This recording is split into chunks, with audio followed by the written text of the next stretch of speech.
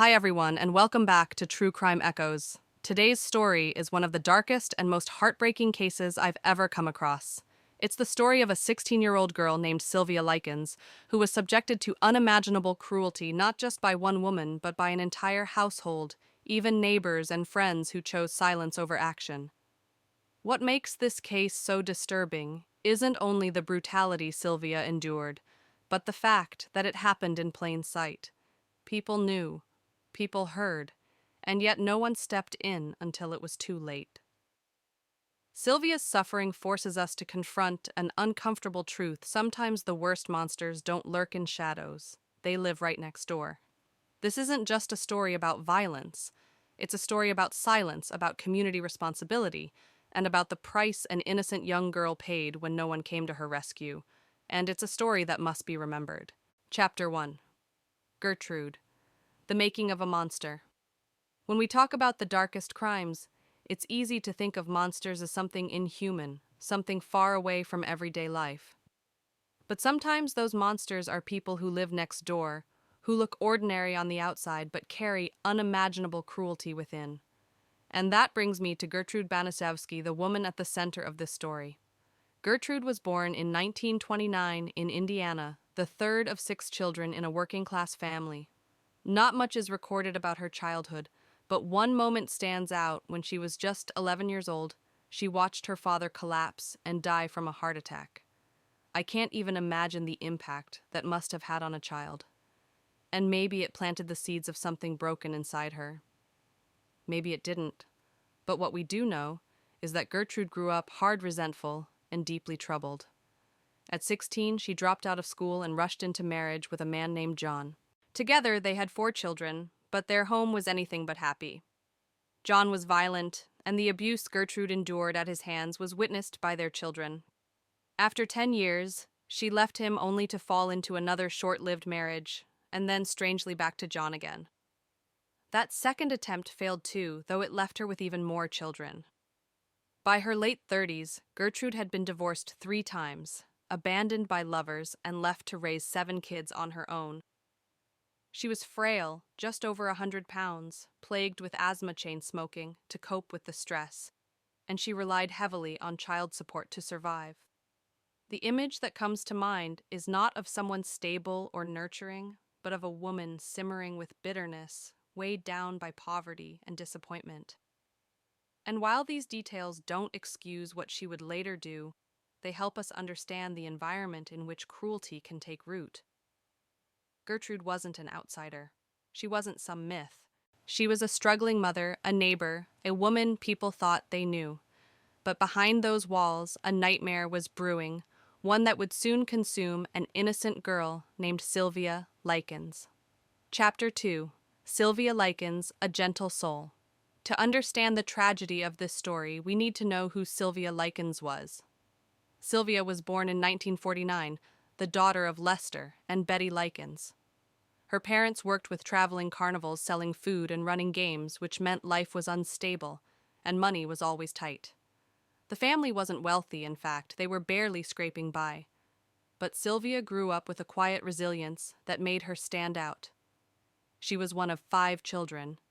2 of her siblings were fraternal twins, and her younger sister Jenny had contracted polio as a child, leaving her with a limp and a heavy leg brace.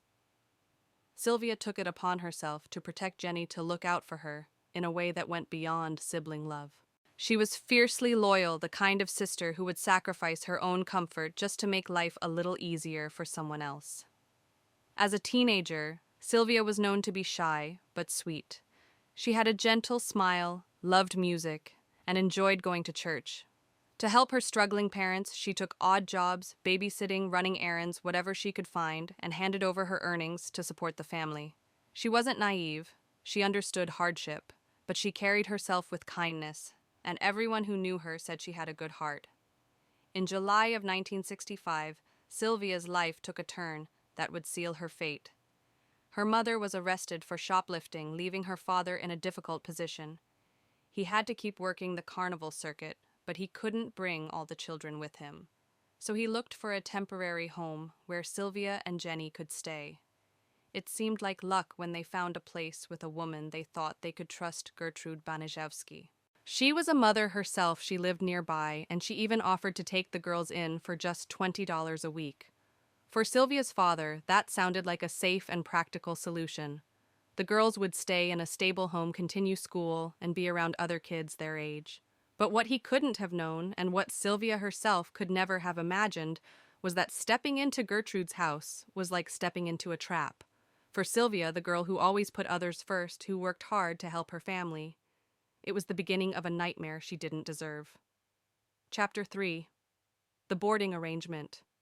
When Sylvia's father made the decision to leave her and Jenny in Gertrude Baniszewski's care, it must have felt like the best option at the time. $20 a week for room and board, it sounded reasonable, almost too convenient. Gertrude already had children in the house, and Sylvia even knew one of them, Stephanie, from school. That familiarity probably reassured her father. It made everything seem safer than it really was. At first, things didn't seem so bad. Sylvia and Jenny settled in, helped with chores around the house, and attended Sunday school with the other kids. For a while, they were treated much like part of the family. If you had walked past that home in those early weeks, you wouldn't have suspected anything dark was brewing inside. But the cracks began to show quickly. The $20 payments from Sylvia's father weren't always on time, and to Gertrude, who was already living in constant financial stress, that missing money felt like betrayal. Her bitterness and anger started to spill over, and unfortunately, it was Sylvia who became her main target. The first signs of trouble came in the form of discipline. When the payment didn't arrive on schedule, Gertrude lashed out. She took a paddle and beat both girls, sneering that she'd been taking care of two little bitches for free. These weren't simple spankings, they were punishments filled with rage. And for Sylvia, it was only the beginning. Why Sylvia, though? Why did so much of the cruelty fall on her shoulders? Some say it was because she was pretty well liked and carried herself with a quiet confidence that her tormentors envied. Others believe it was simply because she was vulnerable and too polite to fight back. Whatever the reason, Gertrude's simmering frustrations needed an outlet, and Sylvia became that outlet. What started as harsh words and the occasional beating would soon spiral into something unthinkable. The so-called boarding arrangement was no longer about a safe home for two sisters. It was turning into a nightmare built behind closed doors. Chapter 4. From Discipline to Abuse. At first, it might have looked like Gertrude was just a strict woman, maybe even overly harsh with discipline. But very quickly, it crossed a line. What began as punishment for late payments turned into something darker, and Sylvia was always the one at the center of it. It started with food. Gertrude began to ration meals, claiming Sylvia ate too much or that she didn't deserve her share. Sometimes Sylvia and Jenny were forced to eat scraps, and Sylvia, being the older sister, often let Jenny take what little there was. But Gertrude noticed, and she turned that kindness into another reason to punish her. Then came the accusations. If something went missing in the house, Sylvia was blamed. If the children misbehaved, it was Sylvia's fault. Once she was beaten for supposedly stealing candy, even though she had bought it with her own money. On another day, after mentioning that she had a boyfriend at school, Paula, Gertrude's oldest daughter, kicked her in the groin and accused her of being pregnant. That wasn't just cruelty, it was humiliation, and it set the tone for what would follow. Paula's jealousy of Sylvia's looks and charm only added fuel to the fire. She joined her mother in the abuse, eager to tear Sylvia down. It became a twisted routine, Gertrude lashing out, Paula following her lead, and the other kids watching, sometimes even laughing. What should have been a household of children learning, playing, and growing became an arena of cruelty with Sylvia as the constant target. And with each new act of violence, the abuse escalated. The family's frustrations, Gertrude's bitterness, Paula's jealousy. It all came together and landed squarely on Sylvia's shoulders. Every day in that house chipped away at her dignity, her safety, her very sense of self. Looking back, those early weeks were just the beginning. What started as small cruelties would soon spiral into brutality that no one could have imagined. Chapter 5. When the world joined in. It's one thing to imagine a child being abused behind closed doors, hidden away where no one can see. But what makes Sylvia's story even more horrifying is that her suffering wasn't a secret, people knew. And worse, some even participated. Inside Gertrude's house, the abuse became a kind of twisted spectacle. Paula, Stephanie, and the other kids didn't just stand by, they joined in. They mocked Sylvia, spread rumors about her at school, and then used those lies as excuses to hurt her again when she got home. One day, after accusing Sylvia of calling her a prostitute, Stephanie's boyfriend Coy actually came into the house and beat Sylvia up himself. And Gertrude allowed it. She encouraged it. Word spread among neighborhood kids that Sylvia was an easy target, that she was someone they could push around without consequence. And soon Gertrude's home became like a stage for cruelty. Children came by to watch, to taunt, even to practice karate moves on her thin, fragile body. They stubbed out cigarettes on her skin. They laughed while she cried. And all of this happened with Gertrude standing by, sometimes even charging them a few cents for the privilege. Think about that for a moment. A 16-year-old girl trapped in a house being tortured not just by one unstable woman and her family, but by an entire circle of kids from the neighborhood. And no one stopped it. No one picked up the phone to call the police. No one intervened. This wasn't hidden evil anymore, it was communal cruelty fed by lies, jealousy, and sheer apathy. Sylvia became less of a person in their eyes, and more of an object, someone they could project their anger onto. And the more people joined in, the more Gertrude's power grew. She had created an environment where torture was normal, where abuse became entertainment. And at the center of it all was Sylvia enduring pain that no child should ever have to face. Chapter 6. The Basement of No Return. By this point, Gertrude's house wasn't just a home anymore, it was a prison. And for Sylvia Likens, that prison had a basement. The abuse had already reached unbearable levels, but when Sylvia began wetting the bed from fear and injuries, Gertrude decided she wasn't fit to sleep upstairs anymore. She was dragged down into the cold, damp basement and kept there like an animal. Naked, starving, and dehydrated, Sylvia was left on the concrete floor with no access to a bathroom. Whenever she couldn't hold it and relieved herself, Gertrude used it as an excuse for even more punishment. To cleanse her, they would drag her upstairs and dunk her into scalding hot water. Sometimes this happened multiple times a day. Sylvia would faint from the pain, and instead of mercy, Gertrude slammed her head against the wall to wake her up. It wasn't about discipline anymore. This was systematic torture. And then came one of the cruelest acts of all. Gertrude, with the help of her children and their friends, decided to brand Sylvia. They forced her to lie down while a heated needle carved into her stomach the words, "I am a prostitute, and proud of it." A 14-year-old boy helped carve those words while others watched. Think about that, a group of children led by an adult, mutilating another child as if it were nothing. From then on, Sylvia's body wasn't just bruised and burned, it was marked forever. Gertrude mocked her, saying no man would ever want her now that she was ruined. The physical torture was horrifying, but the psychological torment was just as devastating.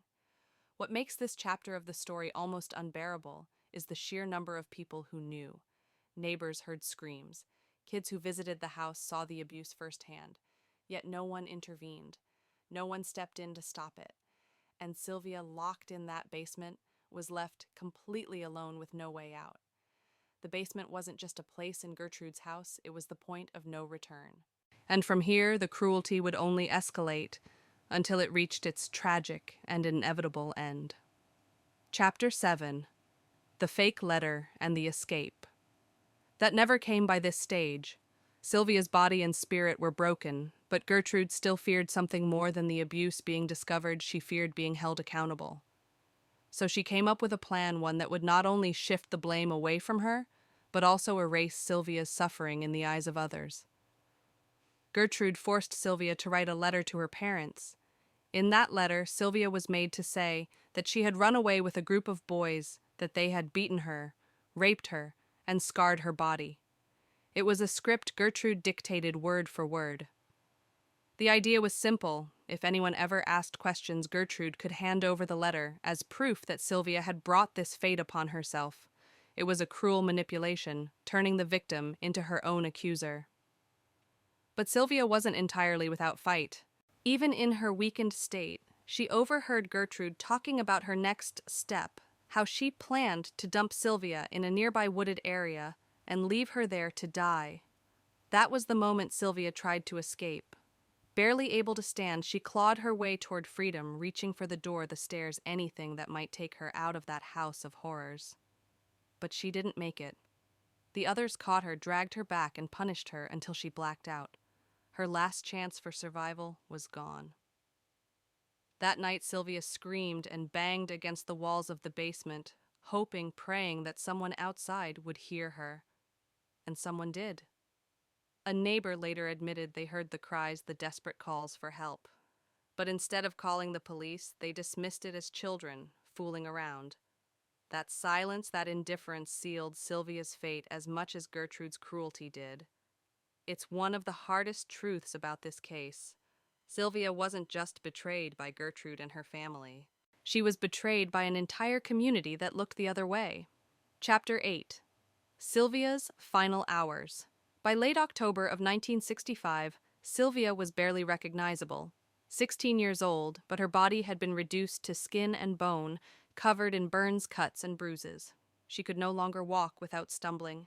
Every breath seemed to take everything she had left, and yet Gertrude and the others didn't stop. On October 26th, Sylvia's suffering reached its end. That morning, she was beaten again, harder than before.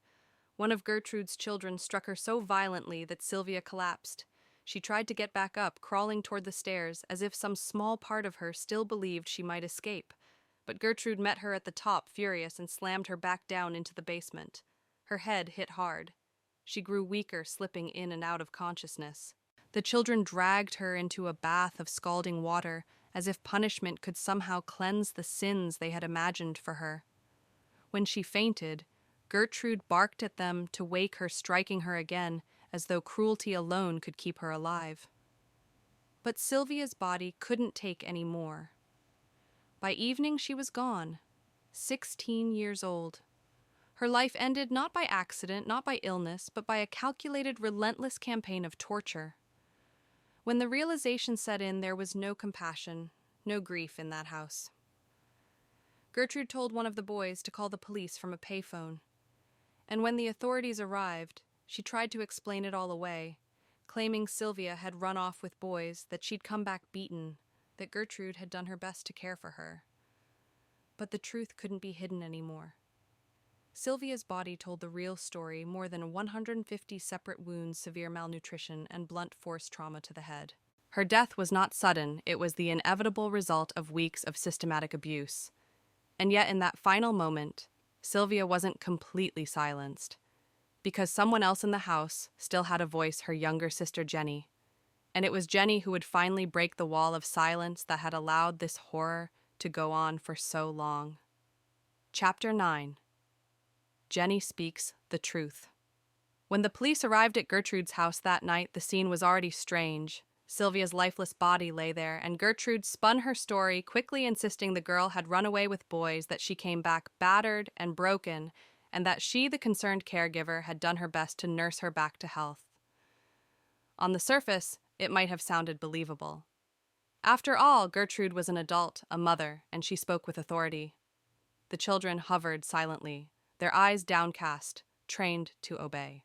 It could have ended right there, with Sylvia dismissed as a troubled runaway, her suffering buried beneath lies.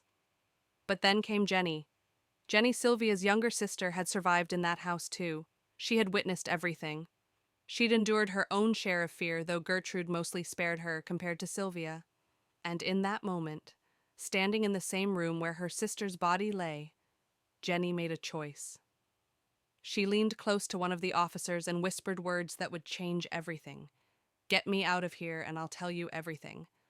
It was a quiet sentence, but it shattered the illusion Gertrude had tried to build.